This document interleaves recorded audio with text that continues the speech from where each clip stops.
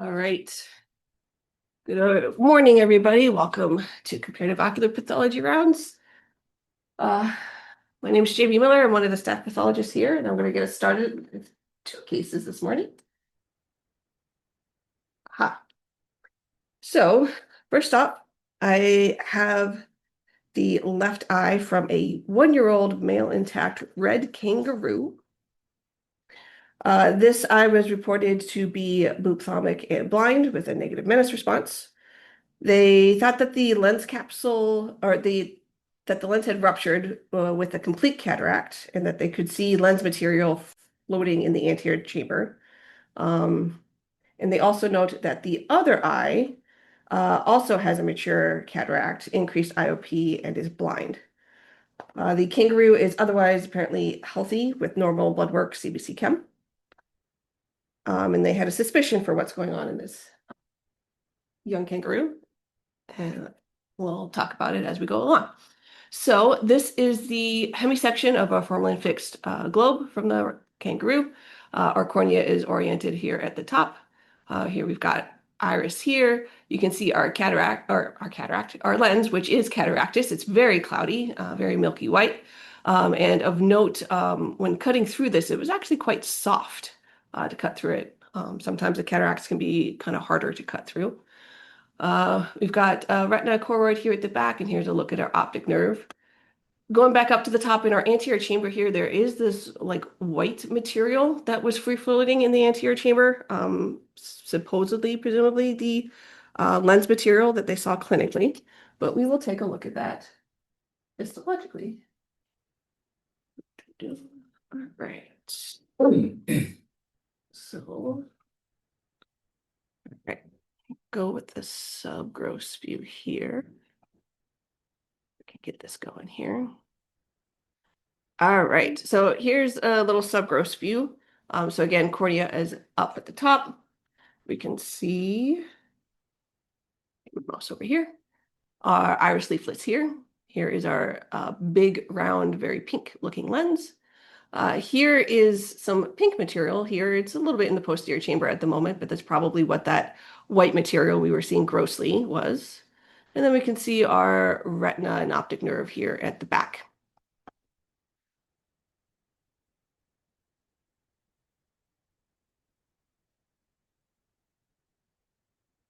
All right, so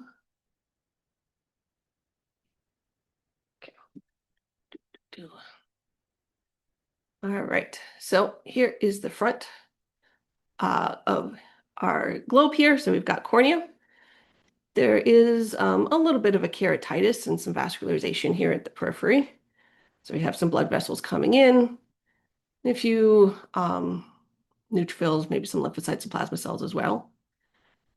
And then if we look at this pink material that was floating around, it's actually just sort of this amorphous eosinophilic material, and it's got a few round cells, some plump foamy macrophages associated with it.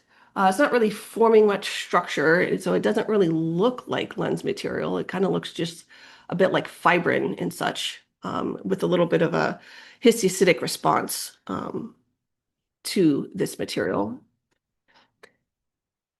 Then if we check out our lens, we do unfortunately have sort of a tangential section of our lens.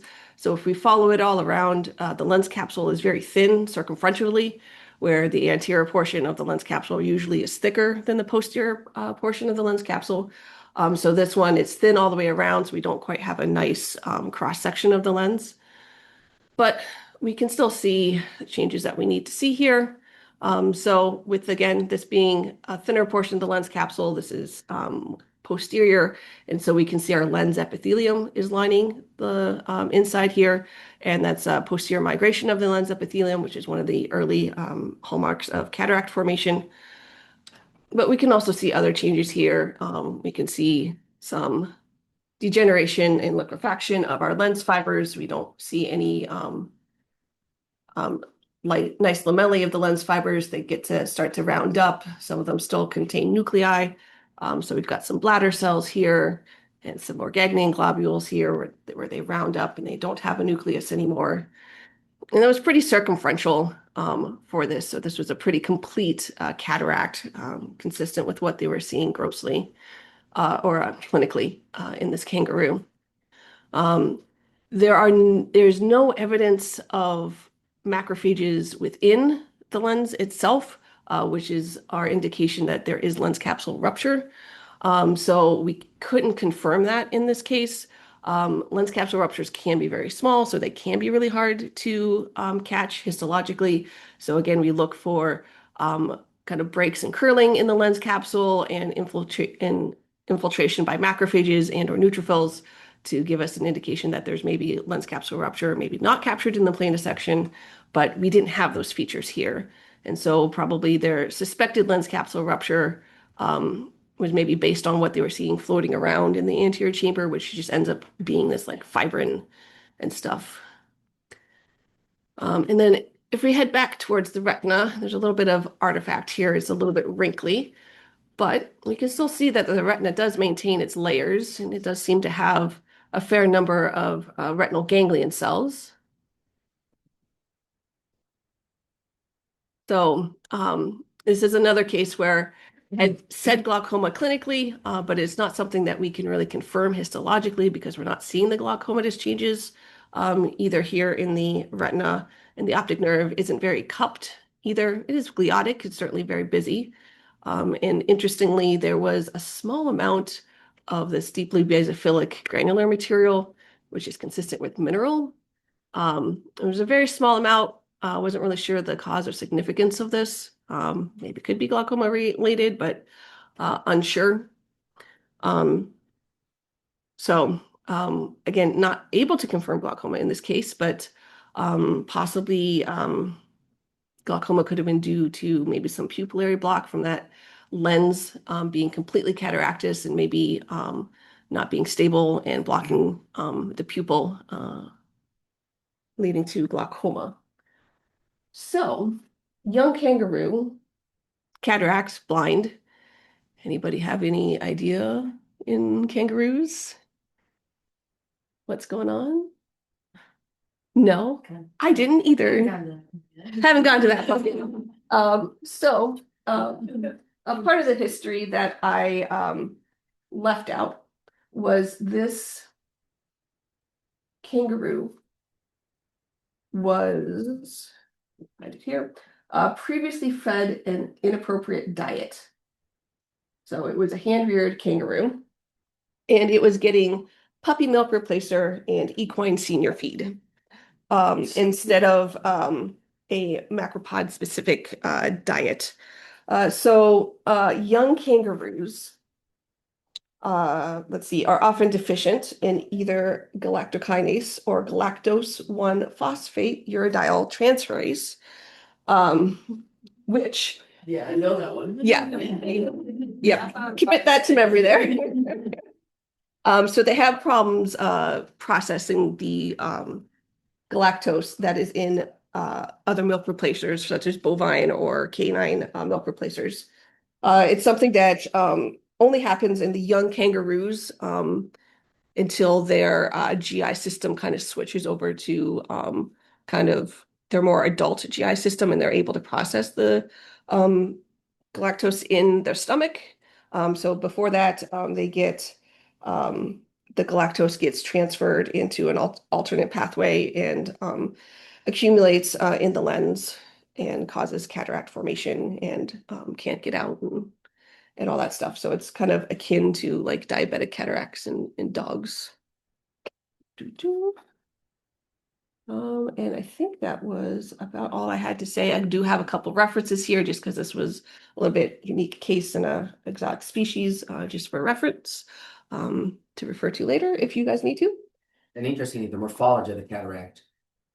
For us, it's hard to make much of what cataracts looks like histologically. We don't often have a good correlation with the clinical presentation and vice versa. But this one has that appearance of the intumescent cataract that we see with diabetic cataracts, which is sort of a fast sort of engorgement of the lens.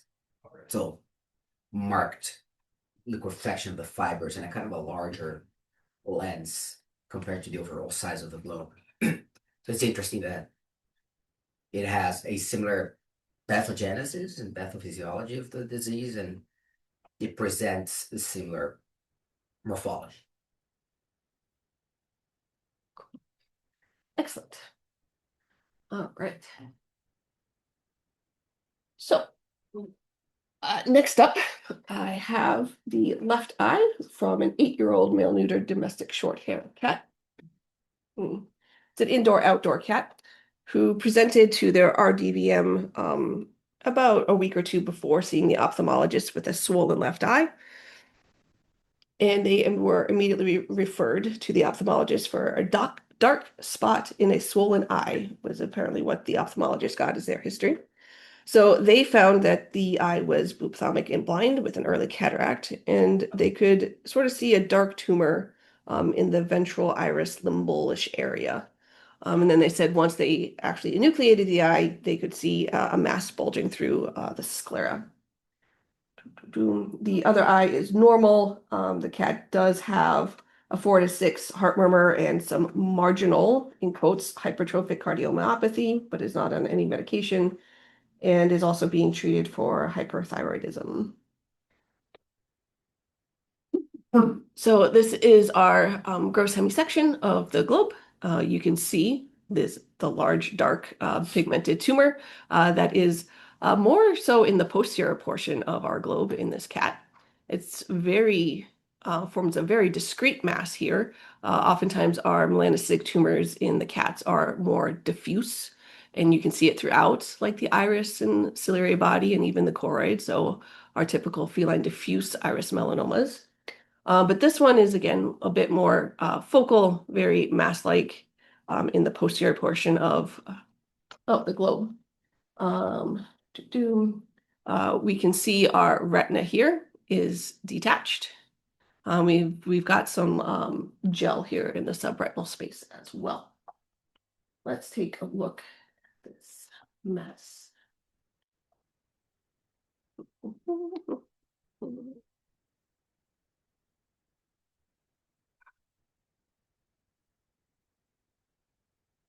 All right, so a little bit lopsided here just because it's such a big globe. So again, cornea at the top, we see our nice lens there in the center. And then if we move back, we can see the large pigmented tumor kind of facing our ciliary body and our choroid. And we'll take a closer look at what it's doing here in the posterior sclera. Again, here is our detached retina and our high protein fluid in our subretinal space. And then we can see our optic nerve is free of neoplasm there, so the optic nerve margin, at least. Can you comment at the defect there on the center of the mass as an artifact? So people understand. Yeah, so okay, that jumped, sorry. So yeah, we just have a portion of the mass here that didn't quite section very well. You would almost think that maybe the lens was in there, but that wasn't what it looked like grossly. So it's just part of the mass did not section very well. And so that's why there's this sort of hole in the center of the mass. Not uncommon for large masses in the eye. Yeah. Some people say it's because of improper fixation of the mass. Others might say status of necrosis, but not uncommon to happen with large intraocular masses like this. Yeah, and I wonder if there's a little bit of freeze thaw artifact here too, maybe some holes here in the mass otherwise. So here it is, our big pigmented mass. Again, facing, we come back up here, mostly our ciliary body. It does extend a little bit into our iris here. It does kind of push out on the sclera. And then you start to see that it creeps through the sclera here, and you can see some pigmented cells sort of outside the sclera. So you've got it extending to the tissue margins. And then it faces the choroid here. And it's mostly composed of these pigmented cells here. So most of them are polygonal.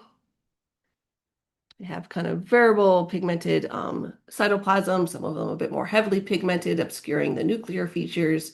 Some of them are a little less pigmented. We've got some that look a little bit more spindle cells, so there's a little bit more of a double population here, which is honestly something we more typically see with our canine melanocytic tumors than our feline ones. So that's another sort of atypical feature of this mass. The first one being the location of the mass, the distribution. Um, for a lot of the tumor, it was very bland looking. It was very mild anisocytosis and anisokaryosis, so variation in cell shape and size.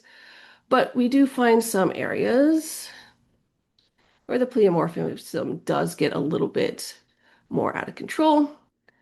And we start to see a bit more kind of larger cells, so some cytomegalic cells.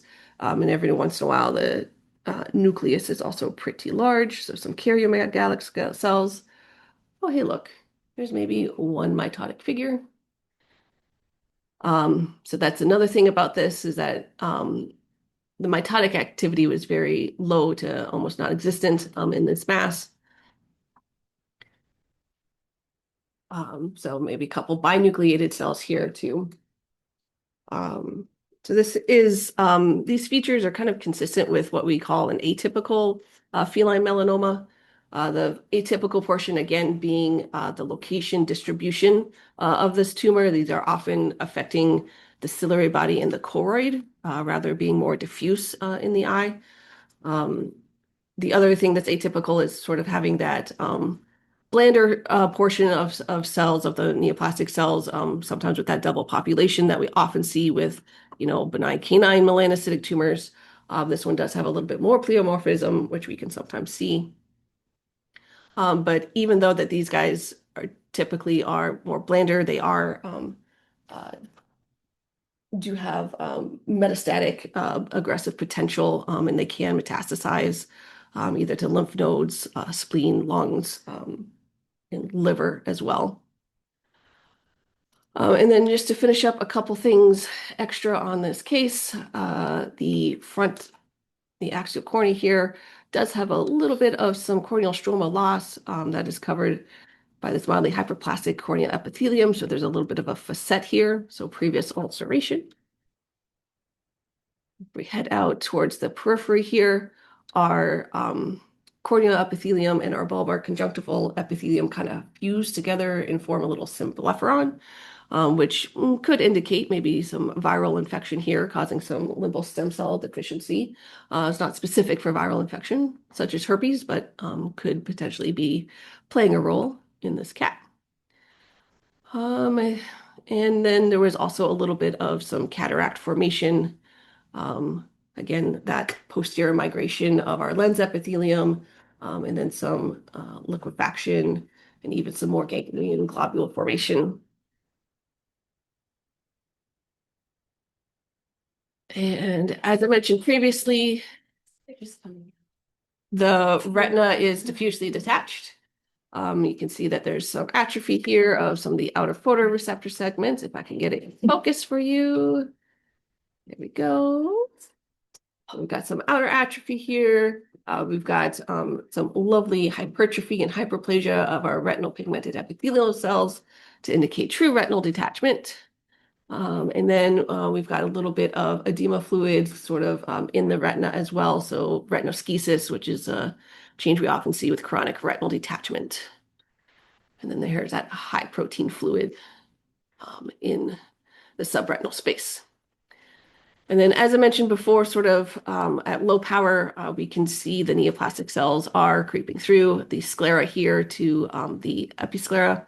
I will note that the globe, when we received it, was well trimmed, so it didn't have any of the eyelids or other adnexa attached to it. Did make a note that it was dirty episcleral margins, but that since we received it well trimmed, not knowing how much tissue was trimmed off, this may not be representative of a true surgical margin, but something that they should still probably monitor for maybe local recurrence. Got a question here. Mhm. If you can explain further the previous corneal ulcer and epithelial hyperplasia comment. Uh, yeah. So,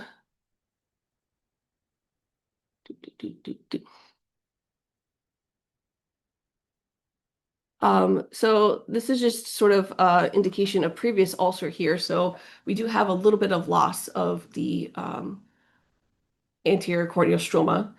In that hyperplasia, there is the epithelium coming in and covering over that defect. And so it gets a little bit hyperplastic. And you can see it kind of dips into and replaces where that anterior stroma was. And so it's Corneal facet. a corneal facet in this location. Yeah, they did describe that clinically, did they? Or something like that. Not particularly, but the globe was ophthalmic, so probably a little bit of maybe exposure, or again, maybe herpes virus infection Yep. with that symblepharon could have led to some ulceration that has healed over since. Cool. So, We have here Dr. Dominic Fang here, who's going to tell us all about these cases. We're currently working on finishing writing a paper on these tumors. mhm. So we typically call them feline atypical uveal melanomas. That started because they're atypical, different than the classic diffuse iris melanomas that we see. They form a mass. And the main reason to call that way was so that we could find those cases on our database when we were searching for them, because otherwise we don't know what to call them. But it's people don't like that name, and I understand why. So the idea is to try to. We did came with multiple different options for it. We kind of workshopped around the lab, other people. I think what did we came up with? I think Corneociliary corticillary. melanoma. Yeah. So feline corticillary uveal melanoma, just to highlight that idea that it's not diffuse, it forms a mass, and it's much more often a ciliary body and choroidal mass, a posterior ocular mass, rather than that classic diffuse iris melanoma that starts in cats and kind of bit of pigmentation and then spreads around. We're still working on acquiring complete follow-up of these cases, which, if you know anything about doing follow-up and research with cats, it's hard. Cats disappear. Try to track them down, and nobody knows what happens, and they've never been here. So we'll see where we get. There is a suggestion that these are potentially more metastatic than the classic feline diffuse iris melanomas, but we try to prove that. We'll see where that goes. Stay tuned. All right. All right, so this is Kelsey now. I'll be going through the next two cases, starting with this globe from a cat. This is a 6-year-old male castrated domestic shorthair. And the history we got was there was glaucoma in the right eye, which is not this eye, in December of last year of 2025. Eventually, glaucoma developed also in this left eye, which is depicted here, in January 2026. Panuveitis was also diagnosed in this eye at the same time, and bolus retinal detachment was noted in both eyes. So there's been about a 1-month duration of problems in either eye. And that was all the history we got. They said none under general medical conditions, so I would assume this cat's otherwise doing okay clinically. And here is the gross image of our hemisected left globe. This is one where I went back and took a picture of the other half, so we don't have our optic nerve or optic nerve head. We're also missing our lens, but it was present initially when we were first grossly examining this globe. You can see where it was sitting there almost. Yeah, kind of the little divot where it was. And the most striking feature of this gross image is that in the kind of posterior chamber and the vitreous, there's this very cloudy, very viscous material exudate. It did not, when we tipped the globe upside down, it didn't come out. It's kind of gelatinous to just very, very viscous. And we wondered maybe if there was a retinal detachment as well, just with this very thin membranous material, but it's hard to say just grossly looking at it. It could just be some fiber and maybe erythrocytes. So we'll have to look at that histologically. There's also slightly more clear, colorless gel in the anterior chamber. And then we can also see our iris leaflet, which looks okay. There's some areas where maybe it looks a little bit thickened, but compared to everything else, it's maybe not the most exciting thing to look at. So we will go to our histology. Hold the right thing. Starting with our subgross view of this globe. I can hold it, which I'm always very bad at doing. So we have our cornea up top, posterior segment going towards the bottom. And from this subgross view, our cornea is not particularly exciting. Let's see if I can grab my mouse. We can see maybe there are some vessels in the stroma, which isn't the most specific change.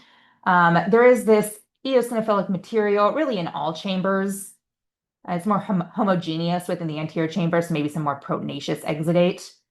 As we move back, there's areas where there's more basophilia associated with our anterior uveal tract, so some sort of cellular infiltrate.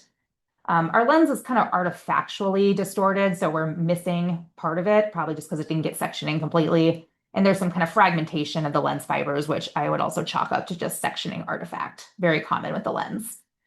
As we move back, we can make out some more distinct retina. It is indeed detached. There's areas where it just kind of disappears, so there's loss of retinal architecture or necrosis.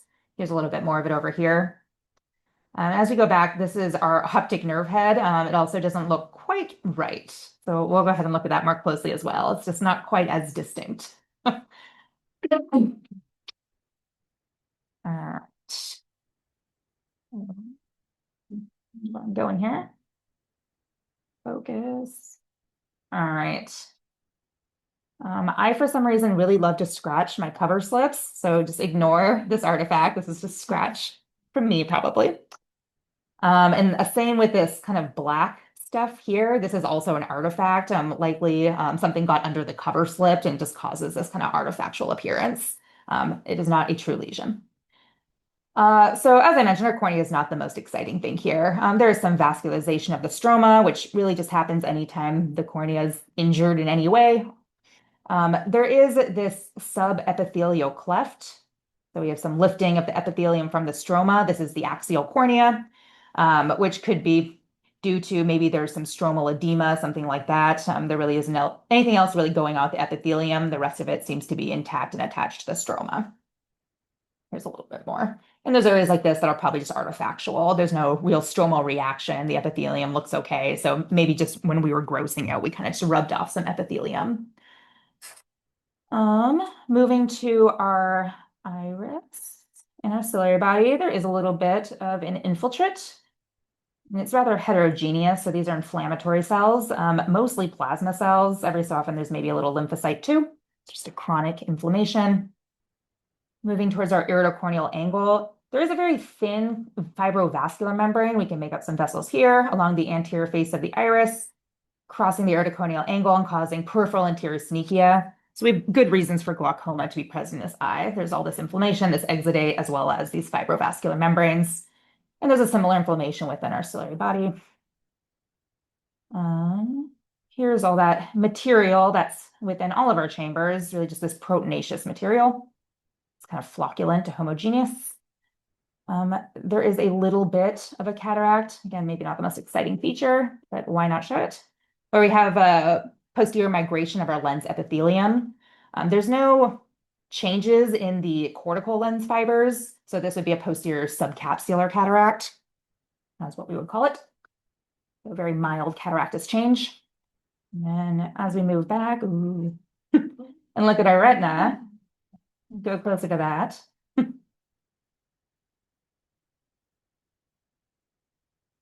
Yeah.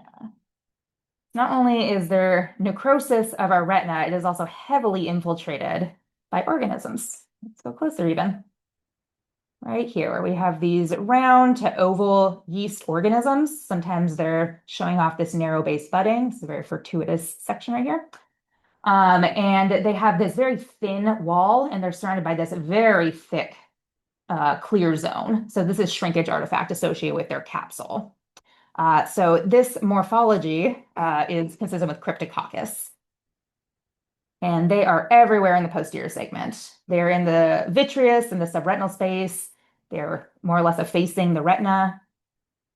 I believe, yeah, there's areas where they kind of dip into the choroid as well. As we kind of look around, there really isn't too much of an inflammatory infiltrate relative to the numbers of these yeast organisms. Every so often there'll be a macrophage that's phagocytized some of them.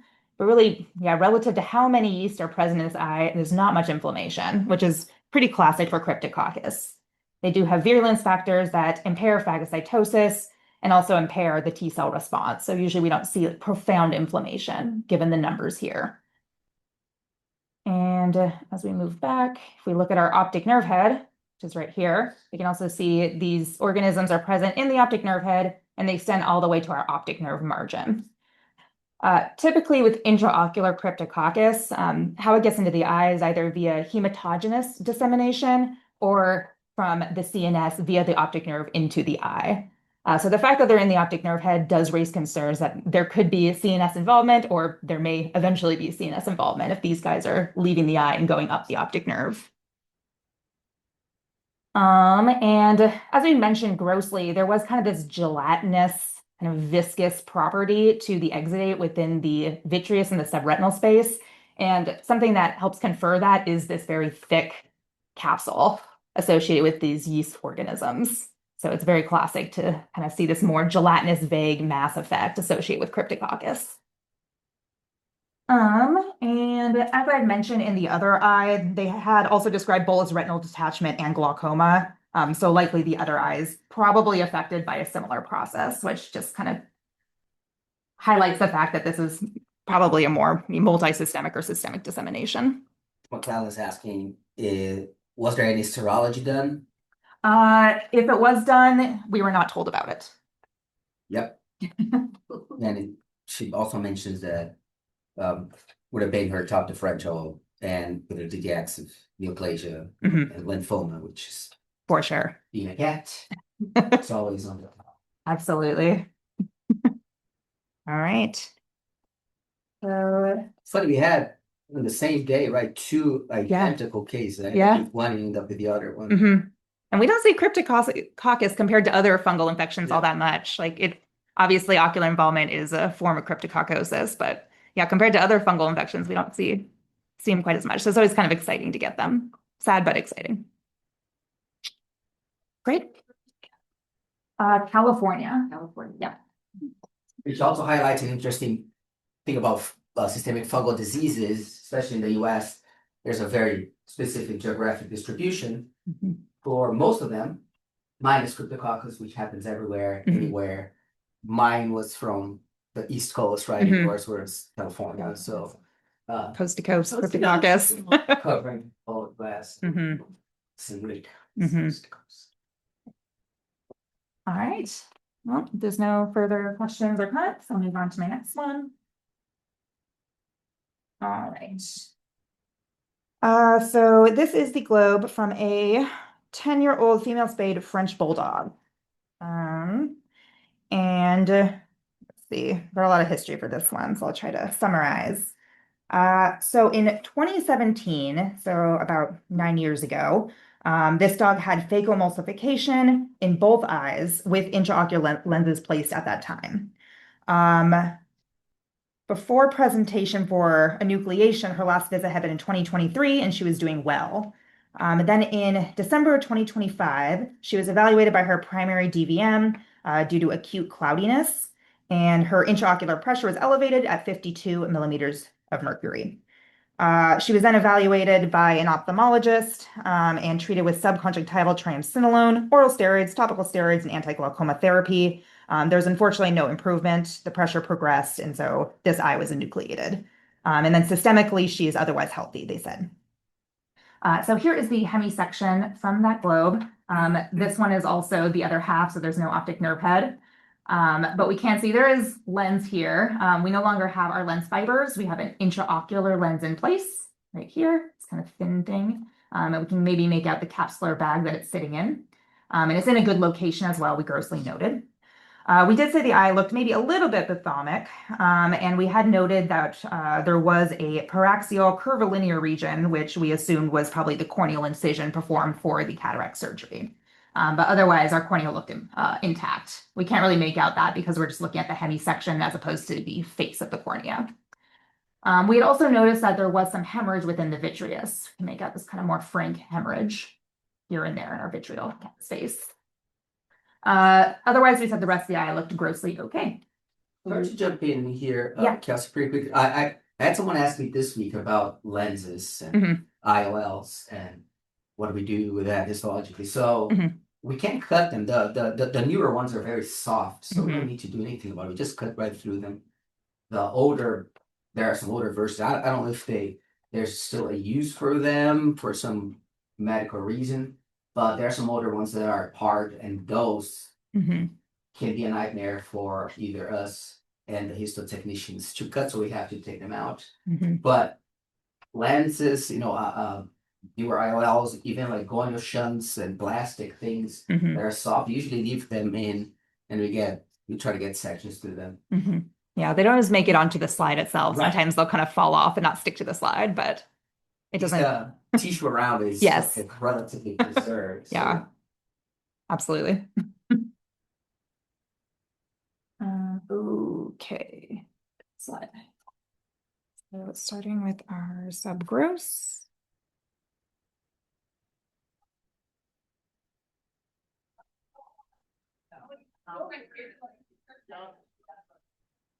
Okay. So we'll go, just gonna get a mouse, a little closer look at the cornea. There are some areas where there's a little bit of vascularization, similar to our other eye. Anterior uveal tract, it's not particularly exciting from the subgross view. Can't make out any obvious infiltrate or distortion. As we move back, this does look like an eye that has had cataract surgery. We can see our lens capsule. It's a little bit fragmented, which is just an artifact, so we can go closer to look at that, but there's no obvious lens fibers within this capsular bag. Moving back further, there is indeed some hemorrhage, some erythrocytes within the vitreous, and there's also this material within the vitreous as well. It's a little bit basophilic, so maybe there's a little bit of a cellular infiltrate associated with it. And then there's this area where the retina appears detached. We can go closer to decide if that's artifactual or true detachment. Looking dorsally, this is the dorsal aspect. The retina appears well attached. All right, so where make it find my cornea? There we go. So starting with the dorsal aspect of the cornea, first thing we'll go to is at the periphery. There is this very sharp discontinuity in Descemet's membrane, kind of the outer aspect of Descemet's membrane. There's kind of on the inside or posterior aspect, there's this kind of thicker basement membrane or Descemet's membrane that bridges that gap. We can find the other segment of this discontinuity. So this likely reflects the corneal incision that was performed to do the cataract surgery 9 years ago. And we just have regrowth of Descemet's membrane over that defect. In addition to that, the stroma is also replaced by this kind of disorganized, more dense fibrous connective tissue. Sometimes it's entrapping some melanin-laden cells. So this is corneal fibrosis or stromal fibrosis. And all this just reflects a healed incision, which is, this is a pretty common thing that we'll see with eyes that have undergone cataract surgery. Let's see more of those melanin-laden cells. And going through the rest of the cornea, maybe there's a little vascularization at the periphery on the other side. Again, not a very specific finding. Looking at our iris. On the anterior surface of the iris, similar to our cat from before, there's also a fibrovascular membrane. This one's a little bit more distinct. We can make out those vessels along the anterior iris surface. And as we move down, maybe I'll show the other side, but there's pretty clear peripheral anterior synechia. Again, a great reason for glaucoma to develop in this eye. This is the ventral dependent segment of the anterior chamber, and we do have some hemorrhage that's pooled down here, as well as some foamy macrophages, possibly cleaning up that hemorrhage. Flash to the other side here too, really quick. This one, we can kind of more clearly see this fibrovascular membrane cross the angle, kind of head up over to where the termination of Descemet's membrane is. So clear peripheral anterior synechia. And maybe there's a little bit of inflammation too. So a lymphoplasmacytic anterior uveitis, quite mild, if that. All right, and looking at our lens, here is our anterior lens capsule. It's thicker than the posterior, and there is this sharp discontinuity in the anterior lens capsule, which is again something that we do see with eyes that have undergone cataract surgery. This likely is the capsulotomy site that's performed. And as I mentioned before, it's a little bit fragmented, so like this discontinuity is probably just an artifact, but here's our posterior lens capsule. As I mentioned, we're missing our lens fibers, which makes sense. It's undergone phacoemulsification.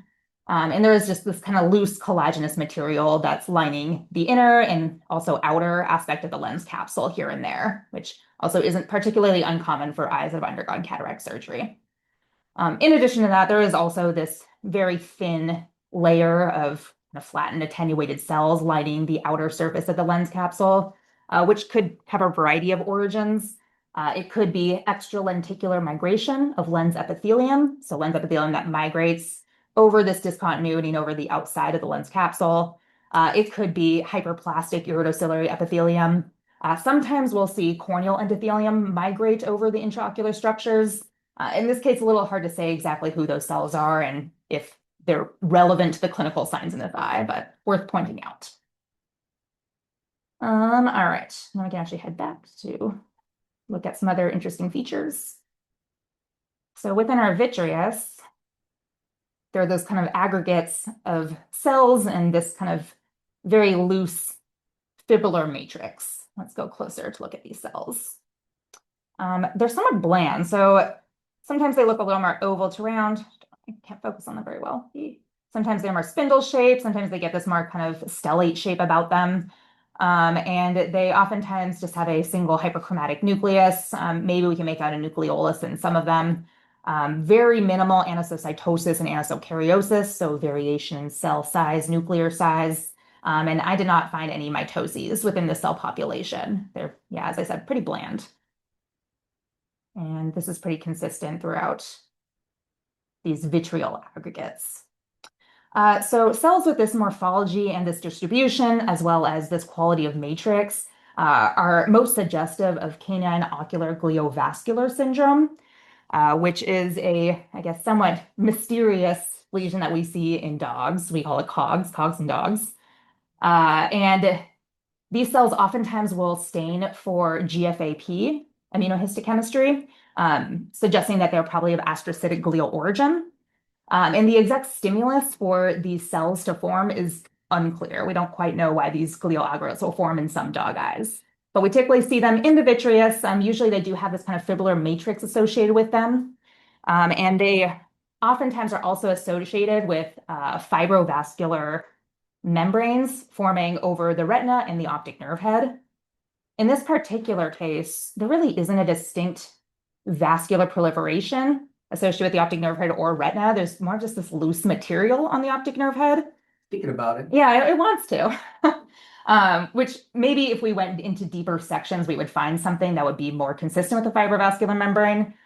There are plenty of cases that we suspect are COGS where we don't see those membranes form. These cells are highly suggestive of this syndrome. And due to the fibrovascular membrane formation, we do oftentimes see hemorrhage within the vitreous. And then we also will see fibrovascular membranes form on the anterior iris space, causing a neovascular glaucoma, which is possibly a cause of glaucoma in this case. It's also worth mentioning in dogs that have had cataract surgery that develop glaucoma and have their eyes enucleated, we can see fibrovascular membranes as well. In this case, the cataract surgery happened so long ago, 9 years ago. I do wonder, I feel like perhaps COGS is going to be the more inciting cause of the glaucoma in this case, but that is speculation on my part. Yeah, we talked about this case, right? So how old is it now?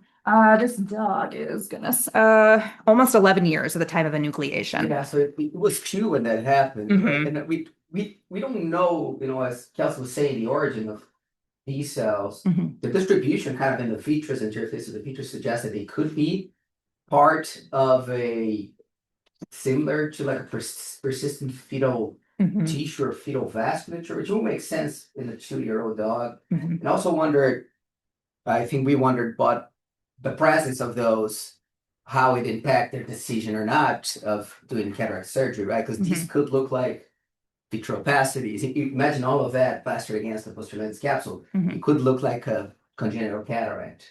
Mhm. And it might be one of the reasons they decided to do Mhm. surgery, so we don't know. Yeah. So they're asking about breed, not their Dr. Bilzik is asking about This was a French bulldog, French bulldog. but with COGS, Labrador retrievers are overrepresented, like roughly 50%, I believe, Mhm. of COGS cases belong to Labrador retrievers, at least in the retrospective study that we wrote. And no history of diabetes. No, Okay. not provided to us. Right. Okay, then lastly, just looking at the retina, I mentioned from the subgross view that it did look like there's a detachment here, but I do believe it is artifactual. So we do have pretty distinct photoreceptor segments. Usually we'll see those atrophy with a true detachment. And often has a true detachment, we'll also see hypertrophy of the retinal pigment epithelium, these cells here. And they're still pretty flattened. They don't look truly hypertrophied. Maybe sometimes there's areas that are suspicious. So I believe this is probably just an artifactual detachment. Otherwise, I think that is it for this eye. I've also taken up a lot of time, so I will go ahead and move to our diagnoses.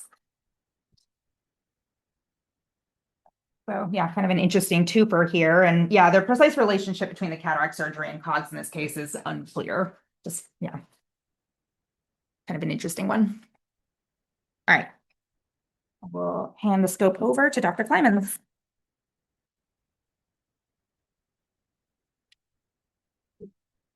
Yeah, and Dr. McLennan also mentioned why we switch here that perhaps one of the most amazing things is that it's a French bulldog and it lasted 9 years post cataract surgery. It's true. His eyes, so that is very fun. They often, they do develop a harder, and let's put it that way. At least the ones that we receive. As far as I know, the other eye is doing okay. All right, that's good. All right, I'm Megan, and I'll probably do one case for us today. It's a really cool one, I promise. So this is a 5-year-old neutered male pug. And there are a couple things that stand out right away. This pug is from a dog rescue. And it's worth noting that sometimes rescued dogs have a bit more nebulous history in terms of their younger years. Sometimes their ages can also be estimates, so it's kind of worth keeping that in mind. And then this patient does also have a name, which I will not share to protect patient information online. But just to say that it is a sort of suggestive name, a character that has an artificial eye in literature, we'll say. So essentially, oftentimes in COPLOW, if we get patients like Pirate or Winx or things like that, it's kind of interesting. Blinky. A kitten named Billie Eilish. So that's one of the best ones. Anyway, so interesting things right off the bat for this little guy. So they describe no periorbital swelling, head shy. They say presumptive thesis bulbi of the right eye, presumptive buphthalmos and severe medial strabismus of the left eye, lagophthalmos of both eyes, so kind of having a hard time blinking fully over these eyes, lateral canthal symblepharon of the right eye.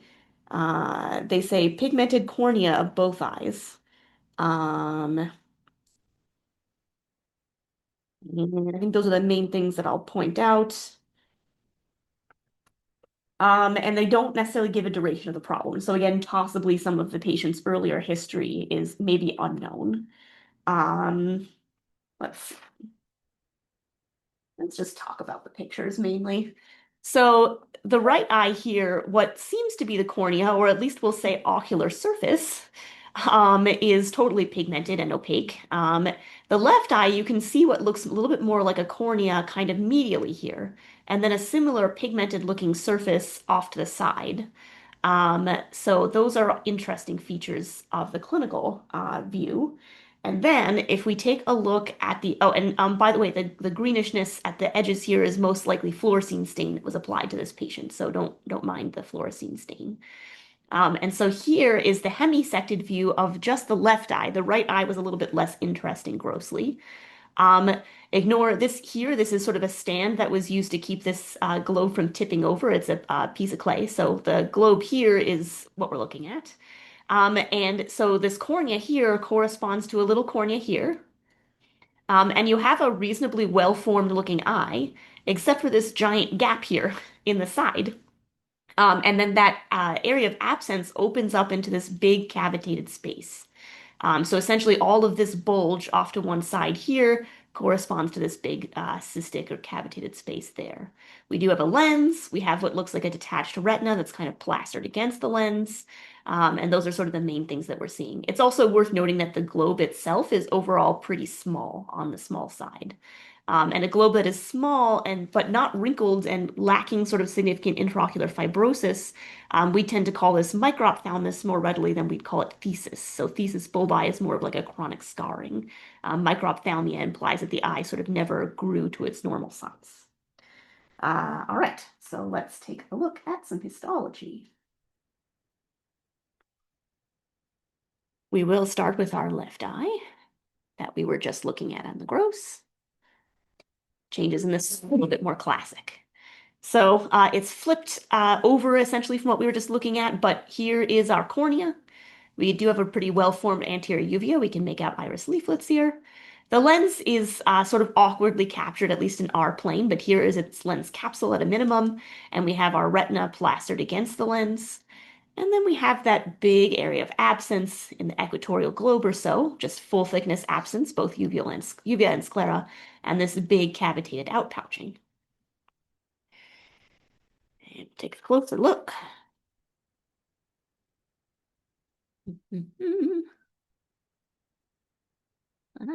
Okay, orienting ourselves here. Hang on a second. Let's put the cornea facing up. There we go. So here's our cornea, pretty well formed. If we start, let's start with the elephant in the room, actually. So if we start with this big area of a gap, we have total absence of the uvea and sclera, and then we have this outpouching. And as we look at its lining, it does have a lining to it. And parts of the lining look a little bit almost retinal. They kind of look neuroglial. And then as we keep going along, maybe some more kind of neuroglial stuff, we eventually hit areas that look very epithelial. Essentially, they look like ciliary body epithelium. So these are sort of neuroectodermal areas. And the lining of this area is all like this, sort of primitive or disorganized neuroglial to neuroectodermal tissue. So this space can be classified as a cyst now because it does have a lining that could produce some fluid or secretions from it. And we have a small eye with a big coloboma. We can go ahead and use that term now that I've been teasing with this area of absence. And then that coloboma opens up into a big cyst. So this condition is classically referred to as microphthalmos with cysts. So there you go. It's a name that calls it like it is, which is always nice when we have those. Refreshing. Yeah, refreshing, exactly. Do we know if this is ventral or dorsal? Oh, do we? That's a good question. Sorry. I think it might be medial. Well, okay. Because we did have, well, let's see. I don't know maybe the short answer. Left. Oh, never mind. We do know. Dorsolaterally. No, interesting. But that's kind of atypical because these usually happen more often ventrally. During rheology, when the eye closes, there's a ventral optic cut closes. There's, so it's usually a defectum where the sclera doesn't fuse. That'd be more. So Leandro, can you guys hear me? Yes. Yep. Hi, Joe. Yeah, hi. So I've seen this quite a lot. I remember this from 30 years ago, thinking I was fixing I think it was a Shih Tzu that I thought had strabismus, and I realized it was a big, what I called staphyloma, but was like a large equatorial temporal type cystic structure under the conjunctiva. So I rapidly elected not to fix its strabismus by yanking on the eye and pulling it temporally. But we do see this from time to time. I was kind of surprised when I saw when you read out the description, because I looked at the eye where you can see a bit of the cornea, and I'm like, oh, this is microphthalmos with cyst. And we do see it in brachycephalics, and I tend to see this in a much milder form in Shih Tzus, and it usually is temporal, which is interesting. Temporal, interesting. Gotta be Yeah. true. This is Yeah. dorsolateral, so you know it's Yeah, that would call that temporal-ish, maybe. temporal. Yeah, temporal. Yeah. So Interesting. yeah. Temporal. Yeah. But Temporal-ish. you know, oftentimes that would be the case with like an Australian Shepherd with equatorial staphyloma. You know, a lot of the time that's actually temporally located as well. So just interesting, a bit different from the ventral coloboma. That's the typical coloboma. Yeah. Cool. Yeah, interesting.